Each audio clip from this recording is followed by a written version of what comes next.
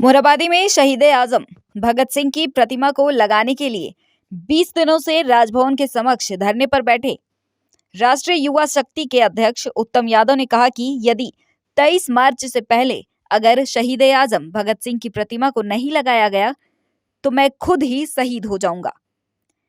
सरकार से उत्तम यादव की क्या कुछ मांगे हैं, देखिए। आज हम लोग को धरना का 20 दिन हो चुका है। 25 तारीख को हम लोग राजभवन के समक्ष धरना पर बैठे थे। आज हो गया 15 तारीख और अभी तक प्रशासन सोया हुआ है, सरकार सोई हुई है। इसको लेकर हम लोग रांची बंदी बुलाए और रांची के दुकानदारों ने, रांची के नगरवासियों ने इस बंदी का ज़बरदस्त समर्थन किया। अधिकांश लोग अपनी प्रतिष्ठान को बंद करके इस बंदी का समर्थन किया और सरकार और प्रशासन को जगाने में राष्ट्रीय शक्ति के सदस्यों को एक सहयोग किया। ऑटो बंद, बस बंद, यहाँ तक कि फल वाला ठेला आपको बंद मिलेगा। उसके बावजूद प्रशासन अभी तक जागा नहीं है, अभी तक सोया हुआ है। तो इसलिए उसको आवाज़ उनकी कानों तक कैसे पहुँचे, उसकी आवाज़ को ज़बरदस्त रूप से हमको लगता है कान में पहुँचाना होगा। इसलिए जो लोकतंत्र में जो धरना प्रदर्शन का जो अपना अधिकार होता है, उसी माध्यम से पिछले हम लोग 20 दिन से यहाँ धरना पे बैठे हैं। लेकिन अब अभी तक प्रशासन और सरकार जागी नहीं है। तो अब इसको जगाने के लिए अब हम लोग के पास जो अंतिम हथियार है उसको हम लोग यूज करना चाह रहे हैं। एक भगत सिंह देश को आज़ाद करने के लिए 23 मार्च 1931 को फांसी पे चढ़े थे और वही भगत सिंह, वही युवा का प्रतिमा लगाने के लिए आज रांची में संघर्ष करना पड़ रहा है। आज भगत सिंह का प्रतिमा थाने में है, जेल में है।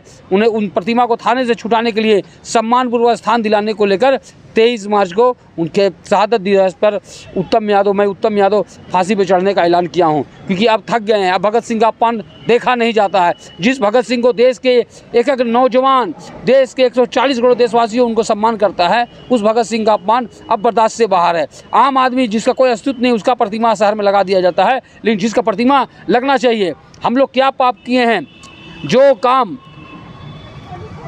95-96 वर्ष में नहीं हुआ, अगर वो काम राष्ट्रीय युवा शक्ति के सदस्य ने अगर करने का प्रयास किया है, बीड़ा उठाया, क्या गलत है? आज पूरे झारखंड में कहीं जाइएगा, कहीं भगत सिंह का आदमकद प्रतिमा नहीं है। और हम लोग तो प्रतिमा बनाने से पहले नगर निगम को आवेदन दिए, उसके बाद हम लोग अपना प्रतिमा में काम लगाएं। अब वो प्रतिमा भारत का सबसे विशाल प्रतिमा है। प्रशासन और सरकार को तो खुश होना चाहिए था कि चलो हमारे राज्य में भगत सिंह का आदमकद प्रतिमा, भारत का सबसे विशाल प्रतिमा लग रहा है। इसे तो खुले मन से वेलकम करना चाहिए था। क्यों नहीं लगने देना चाहते? अब इनकी मंशा क्या है? देखिए, हम लोग तो जो समझे हैं, राजनीतिक दल के लोगों का इच्छा मन में पाप है। कोई राजनीतिक दल हो, उसके मन में पाप है। सिर्फ भगत सिंह को पुष्पांजलि देने से नहीं होगा, अमर शहीदों को पुष्पांजलि देने से नहीं होगा, उनको सच्ची श्रद्धांजलि देनी होगी। आपको गए एक दिन पर जयंती और शहादत दिवस में जाकर पुष्प वर्षा कर दिए, हो गया, उससे नहीं होता है। तो यहाँ तो मूर्ति ही नहीं, तो पुष्प वर्षा नहीं। और जगह तस्वीर के समय राज्य के मुख्यमंत्री ने फलना को आज उनकी जयंती पर श्रद्धांजलि दिया। ये कौन काम का श्रद्धांजलि भाई? खाली कोरम पूरा करने से नहीं होता है। आप हृदय से, सच्ची मन से उनको सम्मान करना सीखिए। और झारखंड तो क्रांतिकारियों की धरती रही है। यहाँ अमर शहीदों को सम्मान किया जाता है। जब भी देश का में ज़रूरत पड़ा है, झारखंड का नौजवान देश के सरहद पर शहीद हुआ है। और अब याद कीजिए, 1700 ईस्वी से लेकर फूलो झानो हो, सिद्धू कानू हो, चांद भैरव हो, तिलका मांझी हो, इन्होंने अंग्रेजों के खिलाफ अगर लड़ाई शुरू पूरे देश में अगर उलगुलान हुए तो इसी झारखंड की धरती से हुई है। और इस झारखंड की धरती में भगत सिंह को 2 गज का ज़मीन नहीं मिल पाना, इससे बड़ा दुखद हो नहीं सकता है। इसलिए जब मैं भी इसी झारखंड का ज़मीन का धरती का बच्चा हूँ, तो इस भगत सिंह के लिए कुछ भी करना होगा तो पीछे नहीं हटूंगा।